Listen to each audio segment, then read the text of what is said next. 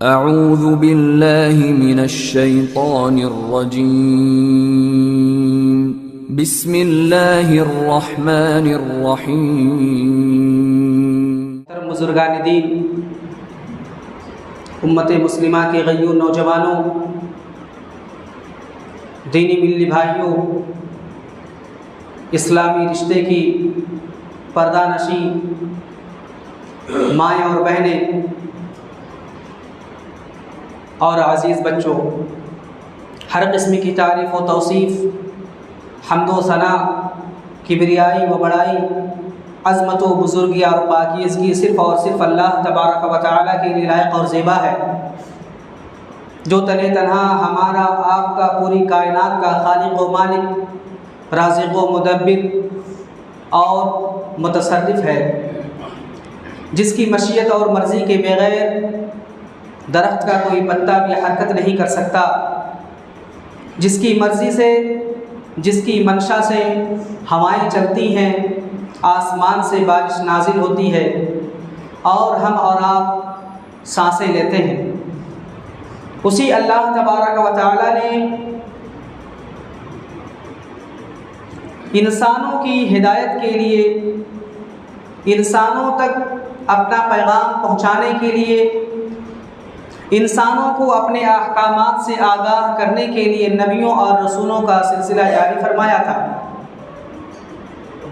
اخیر میں اللہ تبارک و تعالیٰ نے اپنا آخری پیغام، آخری شریعت، آخری قانون اور آخری کتاب، آخری نبی جناب عربی محمد رسول اللہ صلی اللہ علیہ وسلم کو اس دنیا کے اندر مبعوث فرما کر دیا، اور نبی کریم صلی اللہ علیہ وسلم نے اللہ تبارک و تعالیٰ کا پیغام جیسا پایا تھا، بغیر کسی کمی اور بیشی کے اس کے بندوں تک پہنچا دیا ہے، بلکہ اس سے بھی بڑھ کر نبی آخر الزمان محمد رسول اللہ صلی اللہ علیہ وسلم نے اپنی 23 سالہ نبوی زندگی کے اندر اللہ کے احکامات پر عمل پیرا ہو کر قیامت تک آنے والے لوگوں کے لیے بطور نمونہ چھوڑ دیا ہے۔ تمام انبیاء کرام پر درود و سلام ہو، بالخصوص آخری نبی تاجدار بقا احمد مجتبیٰ محمد مصطفیٰ صلی اللہ علیہ وسلم پر لاکھوں کروڑوں درود و سلام کے پھول نشاور ہو۔ اللہم صلی علی محمد وعلی آل محمد کما صلیت علی ابراہیم وعلی آل ابراہیم انک حمید مجید۔ اللہم بارک علی محمد وعلی آل محمد کما بارکت علی ابراہیم وعلی آل ابراہیم انک حمید مجید۔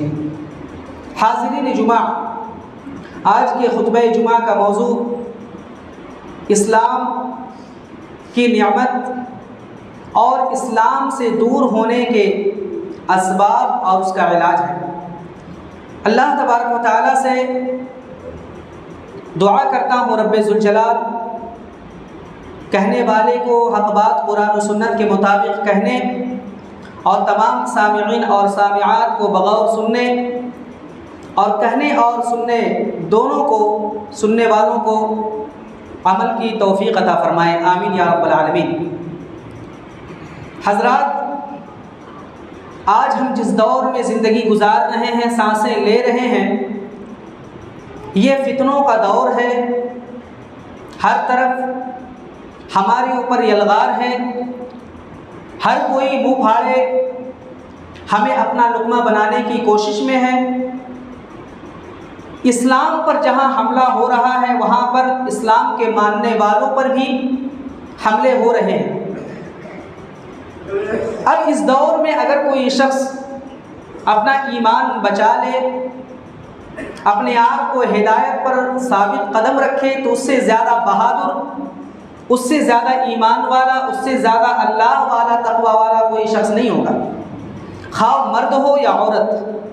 کیونکہ یہ فتنوں کا دور ہے، وہ دور نہیں کہ ہر طرف توحید کا بول بالا ہو، ہر طرف توحید کا نام لینے والے ہوں، ہر طرف اللہ اکبر کی صدائیں بلند ہوتی ہوں، ہر کوئی قرآن و سنت کا نام لینے والا ہو اور ساتھ ہی ساتھ اس پر عمل پیرا ہونے والا ہو۔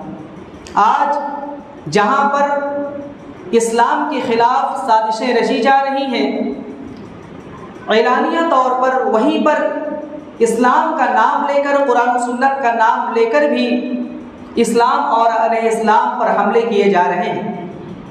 آج سوجھ بوجھ کا دور ہے، عقل و خرد سے کام لینے کا دل ہے، اور دل و دماغ کو یکسوئی کے ساتھ عقل کا استعمال کرنے کے بعد حق بات کو لینے کا دور ہے۔ اور اس دور میں بہت سارے لوگ پھسل جاتے ہیں، بہت سارے لوگ ثابت قدم نہیں رہ پاتے، آخر کار وہ ہدایت سے ہاتھ دھو بیٹھتے ہیں۔ سب سے پہلے اللہ تبارک و تعالیٰ نے جو ہم پر انعامات کیے ہیں، ہمیں اس کا احساس ہونا چاہیے۔ اگر ہم دیکھیں تو بحیثیت انسان، ہر انسان کو اللہ تبارک و تعالیٰ نے بہت ساری نعمتیں دی ہیں، مال ہے، جسم ہے، صحت و تندرستی ہے، منصب ہے، گھر ہے، مکان ہے، دکان ہے، بہت ساری چیزیں ہیں۔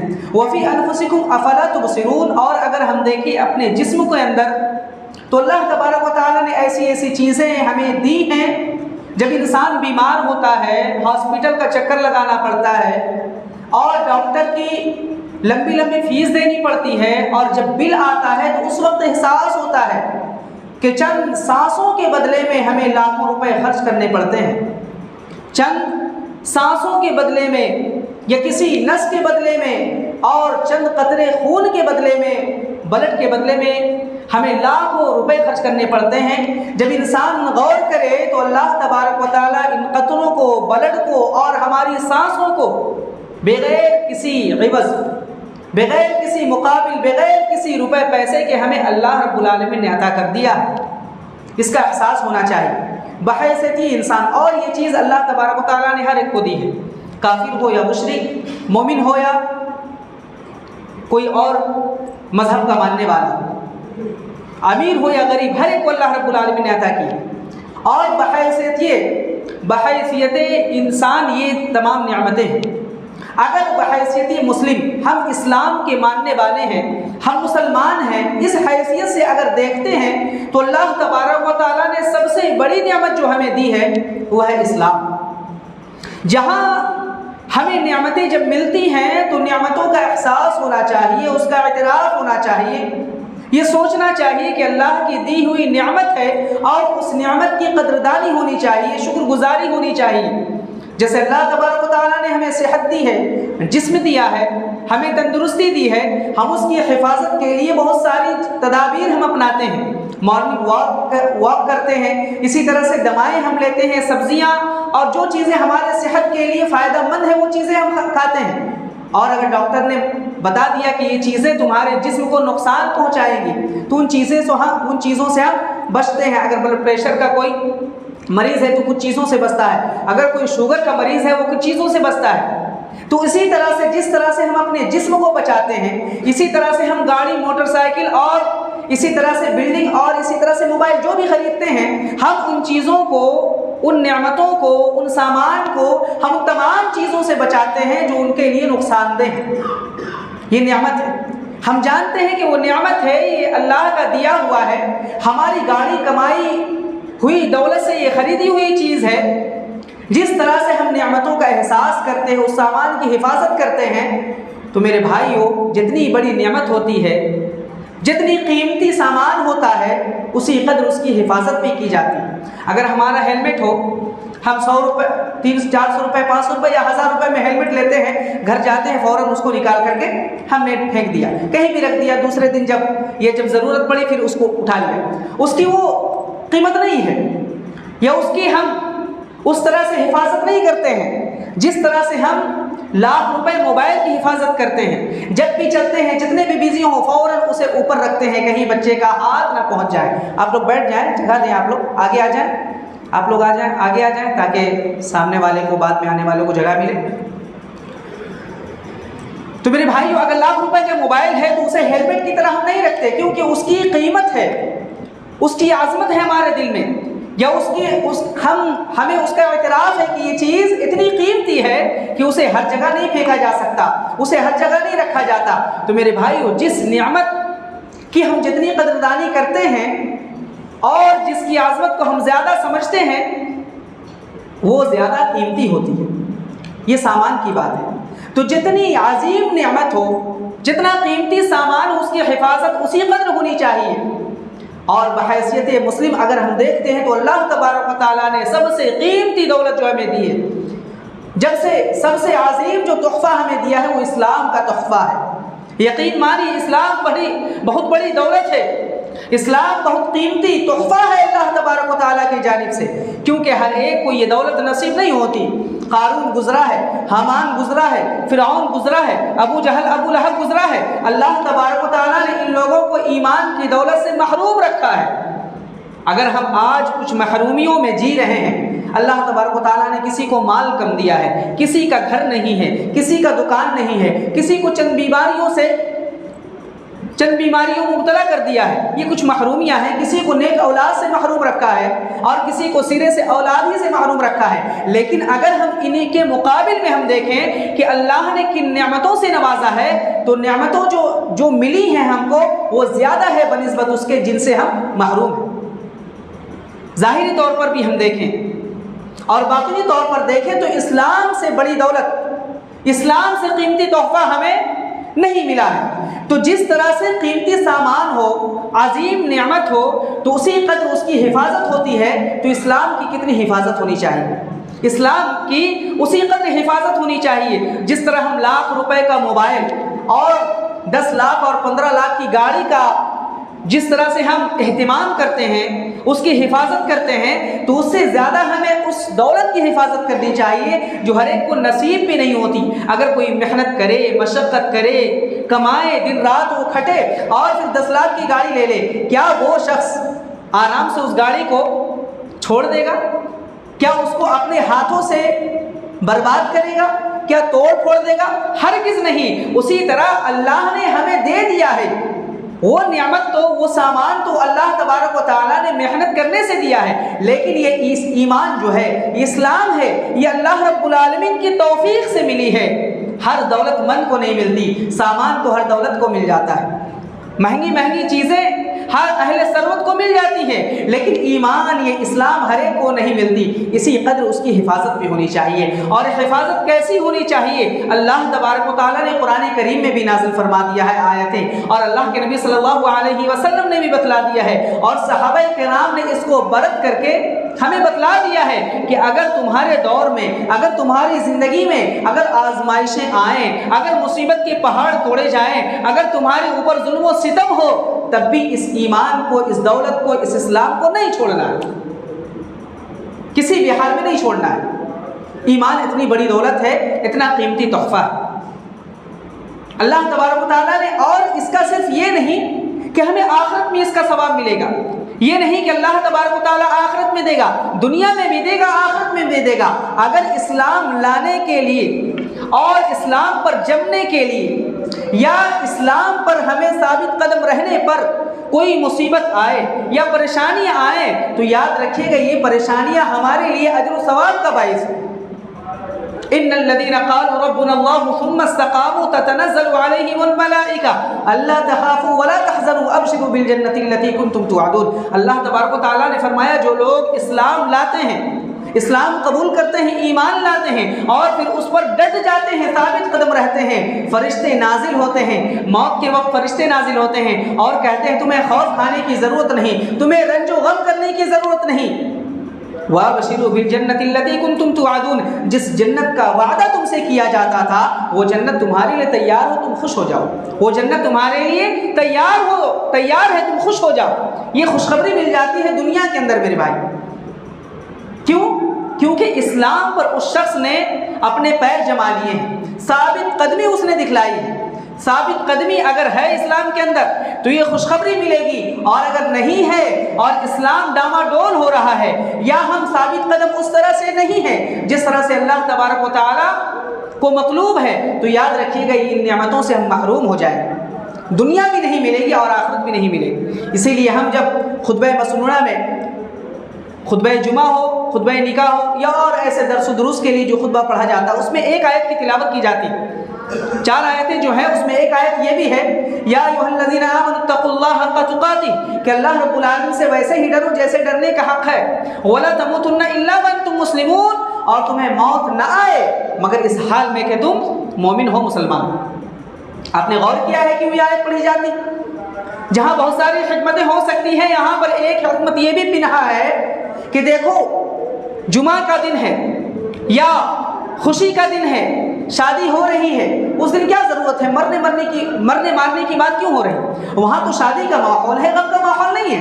اس کے باوجود کہا جا رہا دیکھو اگر تمہاری زندگی ختم ہو جائے، تمہیں موت آئے، تمہیں اسلام کی حالت میں موت آنی چاہیے، خوشی میں تم حد سے نہ گزر جاؤ، غم میں تم حد سے نہ گزر جاؤ، تم کسی بھی چیز میں حدود اربعہ جو اسلام کا ہے اس سے باہر نہ نکل جاؤ، ایسا نہ ہو تمہارا ایک قدم اسلام سے تمہیں خارج کر دے اور تم ان تمام نعمتوں سے محروم ہو جاؤ جن کا تم سے وعدہ کیا جاتا تھا۔ یہ نعمتیں ہیں میرے بھائی، یہ نعمتیں جو ہمیں ملیں گی آخرت میں اور جو اللہ تبارک و تعالیٰ نے دنیا میں بھی رکھا ہے، ان نعمتوں سے اگر بہرور ہونا ہے، ان نعمتوں کو پانا ہے تو ہمیں اسلام پر ثابت قدم رہنا ہوگا۔ اور کیسی ثابت قدمی؟ صحابہ کرام کے واقعات ہم پڑھتے ہیں، صحابہ کرام کے قصے ہم دیکھتے ہیں، سنتے ہیں اور سناتے ہیں تو ہمیں معلوم ہوتا ہے کیسی ثابت قدمی انہوں نے دکھلائی، اور قیامت تک آنے والے مسلمانوں کو یہ کہہ کر، یہ دکھلا کر انہوں نے بتلا دیا دیکھو ہمارا اسلام، ہمارا ایمان یہ پھولوں کا راستہ نہیں ہے بلکہ کانٹوں کا راستہ ہے۔ اگر اسلام قبول کرو گے، اگر ایمان لاؤ گے، تمہارے راستے میں پھول نہیں بچھائے جائیں گے، کانٹے ہی کانٹے بچھائیں گے۔ اللہ کے نبی صلی اللہ علیہ وسلم کو نہیں چھوڑا گیا، اسلام کی دعوت دینے پر اللہ کے نبی صلی اللہ علیہ وسلم کو نہیں چھوڑا گیا۔ آپ لوگ واقعات سنتے ہیں، پڑھتے ہیں، حضرت عمار، حضرت یاسر، حضرت سمیہ کے واقعات پڑھیے، اللہ اکبر، دل بالکل منہ کو آتا ہے، کلیجہ منہ کو آتا ہے کہ کیسی ثابت قدمی تھی ان کی۔ پتھر برسائے جا رہے ہیں، کوڑا برسایا جا رہا ہے، ظلم و ستم کا پہاڑ توڑا جا رہا ہے۔ حضرت بلال رضی اللہ عنہ کو امیہ بن خلف وہ چلچلاتی دھوپ میں، آج اے سی میں ہے تب بھی ہمیں وہ سکون، وہ راحت نہیں مل رہی ہے۔ چلچلاتی دھوپ ہو، اور عرب کی دھوپ تو مشہور ہے، چلچلاتی دھوپ ہو، اوپر سے پہاڑ رکھ دیا جائے تو میرے بھائیو بتائیے کیسا حال ہوگا۔ اور مشرکین کو، کفار کو کوئی اور چیز مطلوب نہیں تھی، صرف یہ کہتے تھے وہ لوگ، بلال جس اللہ کو تم مانتے ہو اس اللہ کا انکار کرو۔ نبی کریم صلی اللہ علیہ وسلم نے جو دعوت پیش کی ہے اس دعوت کو کیا منکر ہو جاؤ تو؟ بول تو ہم رسول اللہ کو نہیں مانتے، بول تو محمد کو ہم نہیں مانتے، اور محمد نے جو دین لایا ہے اس دین کو ہم نہیں مانتے۔ احد احد وہ کہتے رہتے تھے۔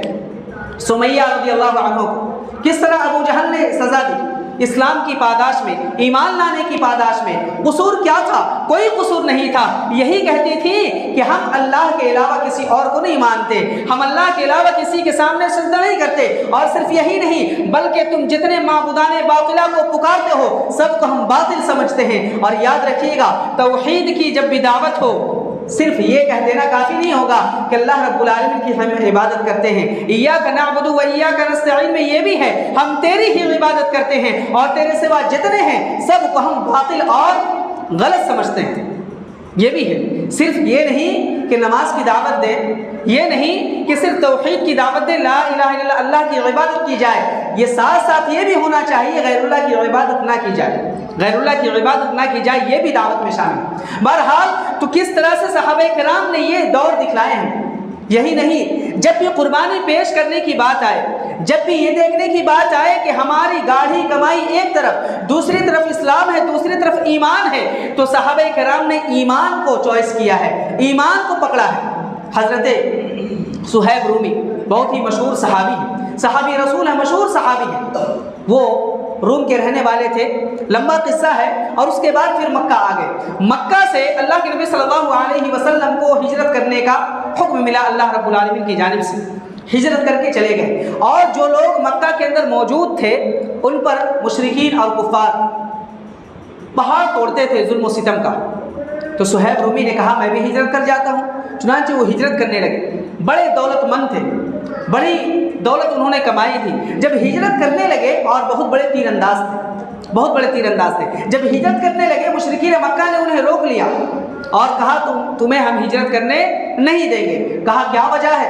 کہا نہیں تم کیسے جا سکتے ہو یہاں سے, ہم تمہیں پکڑیں گے ماریں گے. تو صہیب رومی نے کہا دیکھو میرے ترکش میں اتنے تیر ہے, میرے ہاتھ میں تلوار بھی ہے, یاد رکھو اگر تم نے ہمیں روکنے کی کوشش کی, تم نے مجھے روکنے کی کوشش کی, ایک ایک تیر سے ماروں گا, اور تم جانتے ہو میرا تیر خطا نہیں کرتا, میرا نشانہ چوکتا نہیں ہے, میں ہر تیر سے ایک ایک کو ماروں گا, اور پھر جب تیر ختم ہو جائیں گے میں تلوار سے تمہارا مقابلہ کروں گا, جب تک میرے ہاتھ میں تلوار ہوگی تم میں سے ہر ایک کی گردن کٹتی چلی جائے گی, فیصلہ کر لو. انہوں نے کہا صہیب ہم تمہیں اس وجہ سے روک رہے ہیں, تم آئے تھے تمہارا ہاتھ خالی تھا, مفلوق الحال تھے, تمہارے پاس کچھ بھی نہیں تھا, تم آئے ہو یہاں کی کمائی ہوئی دولت تمہارے پاس ہے, تم دولت بھی لے کر چلے جاؤ گے, تم بھی چلے جاؤ گے, ہم یہ گوارہ نہیں کرتے. صہیب نے کہا ایسی بات ہے اگر میں پوری دولت کا تمہیں پتہ دے دوں کیا تمہیں جو چھوڑ دو گے؟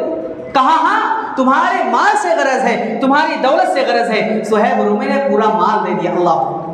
صہیب رومی نے پورا مال دے دیا اور ہجرت کر کے اللہ کے نبی صلی اللہ علیہ وسلم کے پاس چلے گئے. جیسا ہی اللہ کے نبی صلی اللہ علیہ وسلم نے دیکھا, کہا ربح البیع ابا یحییٰ, کہ صہیب رومی کو اس سودے نے بڑا نفع پہنچایا.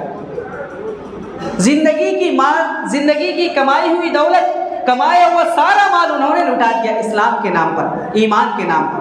جسم کی بھی قربانی صحابہ کرام نے دی ہے اور مال کی بھی قربانی صحابہ کرام نے دی ہے, اور واقعات تو بہت سارے ہیں. میرے بھائیو یہ جو دور ہے یہ اسلام چھیننے کا دور ہے, ہم میں سے اسلام چھیننے کی کوشش کی جا رہی ہے, ہمارے ایمان کو کمزور کرنے کی کوشش کی جا رہی ہے, اور بہت ساری تدابیر کی جا رہی ہیں, بہت ساری سازشیں کی جا رہی ہیں. ہمیں ان سازشوں سے بچنا ہے, ہمیں ان تدبیروں سے بچ کر اپنے ایمان کو بچا کر زندگی گزارنی. اور خاص طور پر آج جو دور ہے وہ نوجوانوں کو ٹارگٹ کیا جا رہا ہے, نوجوانوں کو ٹارگٹ کیا جا رہا ہے, خواہ وہ مرد ہو یا عورت, دونوں کو ٹارگٹ کیا جا رہا ہے, کیونکہ یہ جوانی جو ہے یہ اللہ رب العالمین کو پسند ہے. اسی جوانی میں پیر پھسلتے بھی ہیں, اسی جوانی میں کارنامے بھی انجام دیے جاتے ہیں. جو توحید کا علم بلند ہوا, جو دعوت توحید کی نشر و اشاعت ہوئی, وہ انہی نوجوانوں نے کی تھی. حضرت ابوبکر جب اسلام قبول کیے تو اس وقت ان کی عمر تھی 38 سال. حضرت عمر رضی اللہ عنہ جب اسلام قبول کرتے ہیں ان کی عمر ہوتی ہے 30 سال. اسی طرح حضرت علی, حضرت عثمان, عبداللہ بن مسعود, اور اسی طرح سے علی, اس طرح سے جتنے بھی ہیں, عمار, حضرت عمار, یہ تمام نوجوان ہیں. ان نوجوانوں سے اسلام کو مضبوطی ملی ہے, اسلام کی جڑیں مضبوط ہوئی ہیں. اس لیے ہمارے دشمن چاہتے ہیں کہ ان تمام نوجوانوں کو ٹارگٹ کیا جائے. اور اسی طرح سے مردوں کی طرف یہ ہیں, عورتوں کی طرف دیکھیں تو حضرت حفصہ ہیں, حضرت عائشہ رضی اللہ عنہا ہے, حضرت میمونہ ہے, حضرت حفصہ ہے, حضرت ام حبیبہ ہے. یہ تمام نوجوان عورتیں ہیں. ان نوجوان عورتوں سے اور ان جوان مردوں سے اسلام کو سیرابی ملی ہے, اسلام کو انہوں نے سیراب کیا ہے. میرے بھائیو اس لیے آج کے دور میں اسلام کو کمزور کرنے کے لیے ان کو ٹارگٹ کیا جا رہا ہے, کئی طریقوں سے ٹارگٹ کیا جا رہا ہے. ایک جو سب سے ابھی خطرناک جو تدبیر ہے, خطرناک سازش ہے, وہ ہے پیار و محبت کی جال میں پھنسا کر, خواہ وہ مرد ہو یا عورت, مسلم خواتین کو اور مسلم مرد کو اس کے برعکس دوسرے مذاہب کے لوگ اپنے جال میں پھنسا کر, اور اسی طرح سے طرح طرح کے خواب دکھلا کر اور سب و شاداب باغ دکھا کر کے وہ اسلام کو چھین رہے ہیں. اس لیے میں نے جو باتیں ابھی کی ہیں پہلے, وہ ان باتوں کی طرف اشارہ ہے کہ اسلام کسی بھی حال میں دامن سے نہ چھوٹنے پائے, اسلام کا دامن کبھی بھی ہاتھ سے نہ چھوٹنے پائے, خواہ وہ کسی طرح کے سبز و شاداب باغات دکھائے, خواہ وہ کسی طرح کے خواب دکھائیں. میرے بھائیو کیونکہ یہ چند روزہ زندگی ہے, اللہ رب العالمین کو یہی دور اور یہی زندگی پسند ہے. اس لیے ہم سنتے ہیں نوجوان یا جوانوں کی جو اللہ رب العالمین کے یہاں قدر ہے, شاب النشا فی عبادت اللہ, اللہ کے یہاں جو 7 آدمیوں کو, 7 لوگوں کو سائے تلے, عرش کے سائے تلے جگہ ملے گی, ان میں سے ایک نوجوان ہوگا, ان میں سے ایک ایسا شخص ہوگا جس شخص کو عورت بلا رہی ہوگی بدکاری کی طرف, لیکن وہ کہے گا انی اخاف اللہ, میں تو اللہ سے ڈرتا ہوں. اس میں سے ایک ایسا شخص بھی ہوگا کہ جب تنہائی میں اللہ کو یاد کرتا ہوگا اس کی آنکھیں آنسو بہا رہی ہوگی. یہ تمام نوجوان ہی تو ہیں, یہ تمام जवान ही तो हैं मेरे भाइयों। इसलिए लोग टारगेट करते हैं कि अगर ये जवान और ये नौजवान अगर फिसल गए, इनका ईमान और इस्लाम हमने छीन लिया, तो यकीन मानिए इस्लाम कमज़ोर हो जाएगा। और ये सिर्फ दुनिया के लिए नहीं बल्कि आखिरत के लिए भी तबाहकारी है, हमारे बर्बादी हमारे। हमारे पास तमाम हर किस्म की दौलतें हों, सहूलियतें हों, लेकिन इस्लाम ही ना हो, ईमान ही ना हो, तो क्या फ़ायदा, क्या फ़ायदा मेरे भाई। आज जाल में फंसा कर और तरह तरह के ख्वाब दिखाकर बहलाया जा रहा है, फुसलाया जा रहा है। आज जो हमारी ख़वातीन हैं, हमारे घर की औरतें हैं, और सिर्फ उन घरों की बात नहीं है जहाँ पर बेपर्दगी है, जहाँ पर खुलेआम हर चीज़ की आज़ादी है, बल्कि उन घरों की भी बात है जहाँ पर पर्दा में रखा जा रहा है ख़वातीन को, जहाँ पर इस्लाम की तालीमात है। क्यों? क्योंकि उनकी बेसिक और उनकी बुनियाद कमज़ोर है। नेमत का एहसास नहीं है। सबसे पहले नेमत का एहसास होना चाहिए इंसान को कि हमारे पास कितनी बड़ी दौलत है, और अगर ये दौलत छिन जाए तो न दुनिया की रहेगी ना आखिरत की रहेगी, न दुनिया की रहेगी ना आखिरत की रहेगी। और ये चंद मिनट की, ये चंद लम्हों की लज्जत की वजह से, चंद लम्हों की लज्जत की वजह से क्या होता है, इंसान या खातून अपनी इज्जत गंवा बैठती है, अपनी इज्जत व नामूस नीलाम कर देती है, और सिर्फ अपनी नाक नीचे नहीं करती बल्कि पूरे परिवार और पूरे ख़ानदान की नाक नीचे कर देती। अपने मजहब में हो या गैर मजहब में हो, इश्क़ मोहब्बत हो, इश्क़ मुआशक़ा हो, प्यार व मोहब्बत हो, ये तमाम फजूल की बातें हैं मेरे भाई, तमाम फजूल की बातें हैं। इसलिए इस्लाम ने कहा है मन इस्तताअ मिनकुमुल बाअ फल्यतज़व्वज, जब उम्र हो जाए तो फ़ौरन शादी करा दो, फ़ौरन शादी कर लो, क्योंकि इससे शर्मगाह और नज़र की हिफाजत होती है। और यही दोनों चीज़ें हैं जो फितने की जगह हैं, यही दोनों चीज़ें फितने की जगह हैं। अगर किसी की नज़र महफूज हो, नज़र महफूज हो, शर्मगाह महफूज हो, तो अल्लाह तबारक व तआला उसे पूरी ज़िंदगी महफूज रखेगा, अगर इन दोनों चीज़ों की हिफाजत हो जाए। इसलिए अल्लाह के नबी सल्लल्लाहु अलैहि वसल्लम ने ज़बान और शर्मगाह की हिफाजत पर जन्नत की ज़मानत दी है, जन्नत की ज़मानत दी है। अगर कोई शख्स इन चीज़ों की हिफाजत कर ले, इन चीज़ों की हिफाजत कर ले, और ख़ास तौर पर औरत और लड़की को इस चीज़ का एहसास होना चाहिए उसकी इज़्ज़त कितनी बड़ी नेमत है। अल्लाह तबारक व तआला ने इज़्ज़त की वजह से, उसकी नामूस की वजह से उसे पर्दे में रहने का हुक्म दिया है, घर में बैठे रहने का हुक्म दिया है। जितने काम काज है, कमाई है, और जिस तरह से राशन पानी है और जो कुछ है, सब मर्दों के हवाले कर दिया है। ये इज़्ज़त की खातिर है, ये इज़्ज़त की खातिर है। और अगर कोई कहे कि हमें आज़ादी चाहिए, आज जो एक तदबीर लोग करते हैं, साजिश रचते हैं, क्या कहते हैं, खातून को आज़ाद होना चाहिए, आज़ादी मिलनी चाहिए। ये कान में घोल देते हैं, दिमाग में घोल करके पिलाते हैं। देखो इस्लाम को तुम मानती हो, इस्लाम को मानती हो, इस्लाम जो तुम्हें कैद में रखना चाहता है, इस्लाम जो आज़ादी नहीं देना चाहता, हर मज़हब वाले खुलेआम छोड़ देते हैं।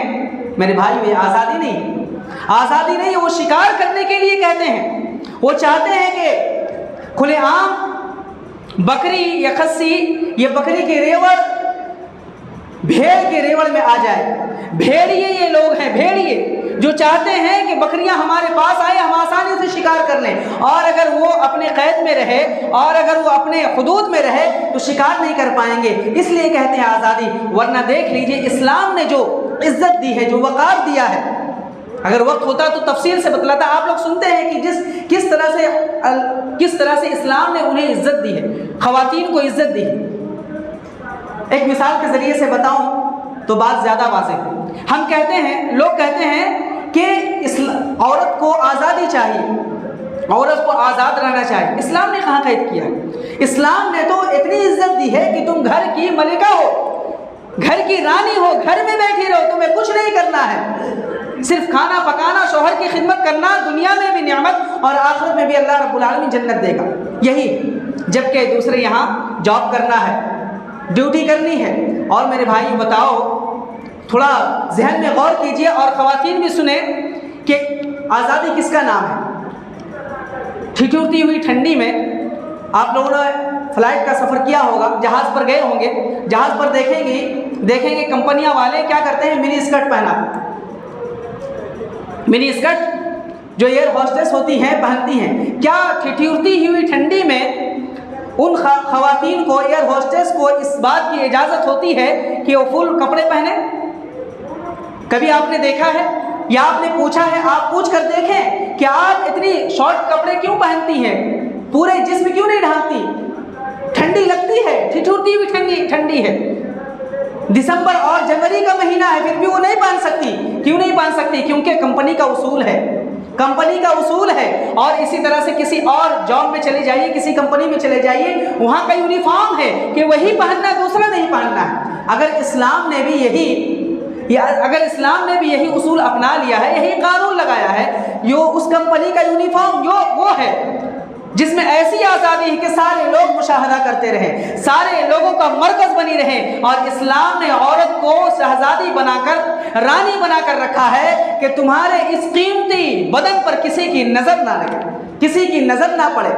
یہاں تک کہ اسلام نے اتنا تک کہا ہے، اگر تمہیں بات کرنے کی بھی ضرورت ہو، ایسی بات نہ کرو کہ باتوں میں لچک پیدا ہو جائے کہ جس کے دل میں بیماری ہو تمہاری طرف لپک جائے، تمہارا شکار نہ ہو۔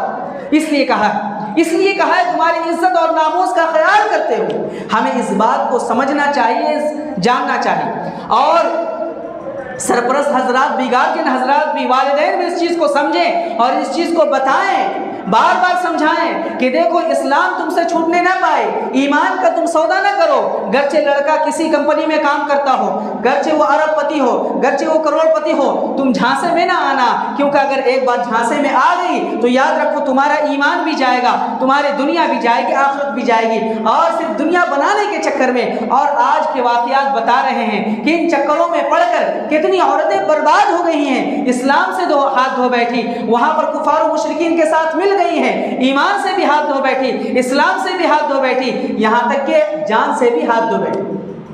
کتنی عورتوں کو جنگلوں میں جا کر کے قتل کر دیا گیا، کتنی عورتوں کے ساتھ مار پیٹ کا معاملہ پیش آیا ہے، کتنی عورتوں کے ساتھ گینگ ریپ کا مسئلہ آیا ہے، کتنی عورتوں کے ساتھ کئی طرح کے واقعات آئے ہیں۔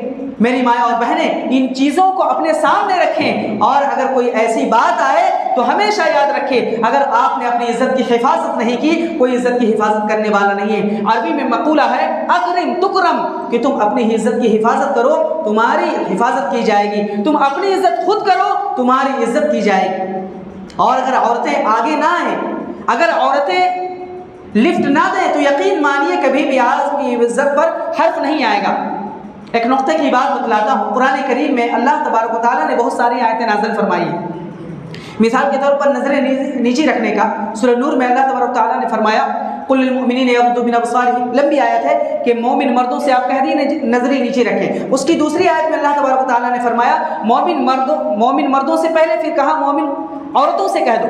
اس طرح سے قرآن کی یہ ترتیب ہے، پہلے مردوں سے خطاب کیا گیا، پھر عورتوں سے، پہلے مردوں کا ذکر آیا، پھر عورتوں سے۔ اسی طرح سے چوری کی بات ہے، السارق والسارقۃ فاقطعوا ایدیہما، کہ چور مرد ہو تو ہاتھ کاٹ دو، اگر چور عورت ہو تو ہاتھ کاٹ دو، چوری کرنے والا مرد ہو یا چوری کرنے والی عورت ہو، ہاتھ کاٹ دو، ٹھیک ہے؟ پہلے مرد کا ذکر آیا، پھر عورت کا۔ لیکن ایک نقطے کی بات، عجیب بات یہ ہے کہ سورہ نور ہی میں اللہ تبارک و تعالیٰ نے دوسری آیت میں فرمایا الزانیۃ والزانی فاجلدوا کل واحد منہما مئۃ جلدہ۔ اس آیت پر غور کریں گے تو معلوم ہوگا ہر جگہ اللہ تبارک و تعالیٰ نے پہلے مردوں کا ذکر کیا، پھر عورتوں کا، لیکن جہاں زنا کی بات آئی ہے وہاں پر کہا الزانیۃ والزانی فاجلدوا کل واحد منہما مئۃ جلدہ، کہ زنا کرنے والی عورت کو اور زنا کرنے والے مرد کو دونوں کو 100 کوڑے لگائے جائیں۔ مفسرین نے لکھا ہے کہ اس آیت میں اللہ تبارک و تعالیٰ نے پہلے عورت کا ذکر کیا، پہلے مؤنث کا ذکر کیا، پہلے عورت کا ذکر کرا، پھر اس کے بعد مرد کا ذکر کیا۔ اس بات کی دلیل ہے کہ عورت اگر لفٹ نہ دے، اگر عورت آگے نہ بڑھے تو کبھی بھی اس کی عزت خطرے میں نہیں آئے گی، کبھی بھی مرد کو اتنی جرأت اور اتنی ہمت نہیں ہوگی کہ عورت کی عزت پر ہاتھ ڈال دے۔ اللہ اکبر، اتنی بڑی نقطے کی بات میرے بھائی۔ اس لیے عورتوں کو چاہیے، خواتین کو چاہیے اپنی عزت کی خود حفاظت کرے، کیونکہ یار اگر عزت چلی جائے تو دوبارہ جیسا کہ کہاوت ہے، کہا جاتا ہے کہ عزت بنانے میں برسوں لگ جاتے ہیں اور عزت ختم کرنے میں 1 منٹ بھی نہیں لگتا۔ لہٰذا اپنی عزت کی حفاظت کریں، اور خصوصاً اسلام جو ہے، اسلام نے جو ہمیں اصول بتلائے ہیں، اسلام نے جو ہمیں دائرہ بتلایا ہے، اس دائرے سے کبھی بھی باہر نکلنے کی ہم کوشش نہ کریں۔ اپنے عقیدے کی، اپنی توحید کی اپنی عزت کی حفاظت کریں، اور عزت اسی میں ہے کہ ہم اسلام کے دائرے میں رہیں، اور ہمارے نوجوان مرد ہوں یا عورت ہوں، ہر ایک کو یہ سوچنا چاہیے کہ ہمیں اللہ رب العالمین نے یہ جو دولت دی ہے وہ دولت بہت ہی عظیم ہے، یہ جو سامان دیا ہے، یہ جو ہمیں تحفہ دیا ہے، یہ بہت ہی قیمتی ہے، اس کی حفاظت کی جائے، کسی بھی حال میں اس کو گنوایا نہ جائے، کیونکہ ایک بار اگر ہم نے گنوا دیا تو یاد رکھیے کہ ہر ایک کو اللہ رب العالمین توفیق نہیں دیتا، اور یہ ہرگز نہ سوچیں کہ ہمیں اسلام کی دولت مل گئی ہے تو ہمیشہ ہم اسلام پر رہیں گے، نہیں، ہو سکتا ہے ہمارے کسی قدم کی وجہ سے، ہمارے کسی کام کی وجہ سے، کسی چھوٹے عمل کی وجہ سے اللہ رب العالمین ہم سے یہ دولت چھین لے، اور پھر ہمارا شمار بھی ان لوگوں میں ہو جائے جو لوگ اللہ رب العالمین کے مبغوض نظر ہیں، جن پر اللہ رب العالمین نے عذاب نازل کیا ہے، جن پر اللہ رب العالمین نے ناراضگی جتائی ہے۔ اللہ تبارک و تعالیٰ سے دعا ہے رب کریم ہم تمام لوگوں کو اپنے اسلام ایمان کی حفاظت کرنے کی توفیق عطا فرما۔ رب العالمین ہم تمام لوگوں کو اسلام کے دائرے میں رہ کر قرآن و سنت کے مطابق عمل کرنے کی توفیق عطا فرمائے۔ رب العالمین ہمیں قرآن و سنت کے مطابق پوری زندگی گزارنے کی توفیق عطا فرمائے۔ ہم میں سے جو بیمار ہیں ان کی بیماری کو دور فرما دے۔ رب العالمین جو پریشان حال ہے، مصیبت زدہ ہے، رب العالمین پریشانیوں کو دور فرما دے، مصیبتوں سے نجات عطا فرما۔ جب تک دنیا میں زندہ رکھ، دین اسلام پر قائم رکھ، توحید پر قائم رکھ، اور جب ہمارا خاتمہ ہو، خاتمہ بالخیر نصیب عطا فرما۔ وآخر دعوانا الحمدللہ رب العالمین۔ بارک اللہ لی ولکم فی القرآن العظیم ونفعنی وإیاکم بالآیات والذکر الحکیم، انہ تعالی جواد کریم ملک مرر۔